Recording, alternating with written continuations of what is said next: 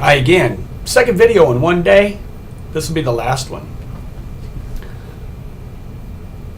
Everybody can say right now our economy's rough, right? We still in a recession. I think we have been. We haven't left it. It's still bad, right?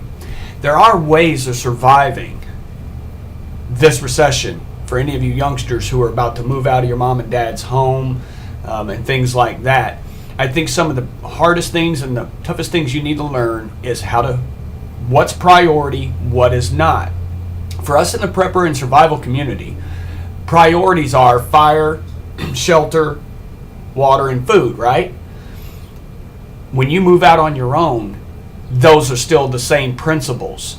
You've got to have shelter. That's your apartment, your house, whatever you're renting. You've got to have food and water.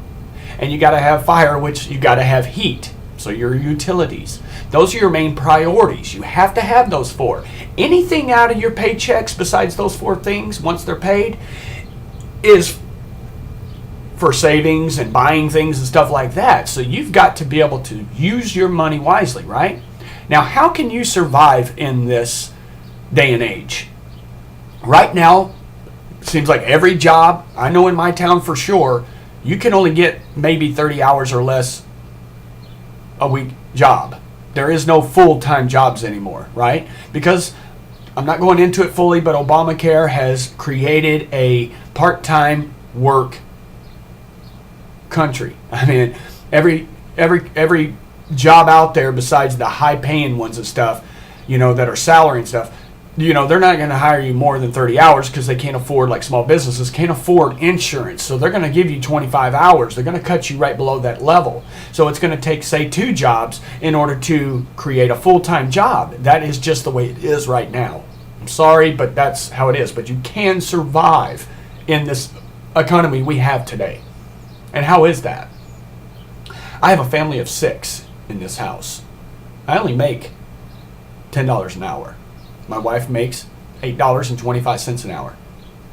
We don't have a lot, but I know how to spend it. I know how to work it, and I know how to use it. But here's my advantage. I'm a jack of all trades. I know how to frame houses. I know how to build. I know how to cook. I know how to serve food. I know how to sell cars. I know how to do this, that. I know how to do a lot of different things. What we used to call back in the old days, jack of all trades. Skill sets. That's why I put the video out about college, higher education. Once you have that higher education, it gives you better chances of getting hired, right? But also being a jack of all trades can help you out big time by learning certain skills. There's so many different types of certificates you can get through your local community colleges like Ivy Tech and stuff, that you can get a short course on this and a short course on that that's very affordable. See, that's what I think our economy's missing. There's jobs out there, but there's not enough people to fill those jobs because they don't have the skill sets to do it. Some of these skills you don't have to go to college for, right? That's why Mike Rowe from Dirty Jobs and his program that he started is trying to get the vocational schools back in order and get those going again, because those vocational schools can teach teenagers skills that they might not be able to get in college, but they can get themselves through that, you know what I mean? Because those are skills that can easily be taught and that are affordable. And so if you move out on your own, knowing your priorities, knowing what is most important first, and then whatever left over, right? Let's say, okay, you've got this much money, and you're like, okay, I only got $20, but I'm short 15 or 20 on rent. But I want a 6-pack of beer. What's more important? Roof over your head or beer? See, it's knowing what your priorities are when you are on your own. How to differentiate and knowing what's most important. And a lot of kids fail and move back home because they lose that. They lose that that sense of what's most important. A lot of them also tend to move in with roommates. Here's the key about moving out on your own with a roommate. You're going to be moving in with somebody who you fully don't know truly. They are your best friend, yes. But does that best friend put the toilet paper this way instead of this way? Does he roll up the toothpaste? Does that person do this and this? There are little quirks that you will start to find that will annoy you. And then eventually it will blow up. And sometimes I've even seen friends break up because of living together.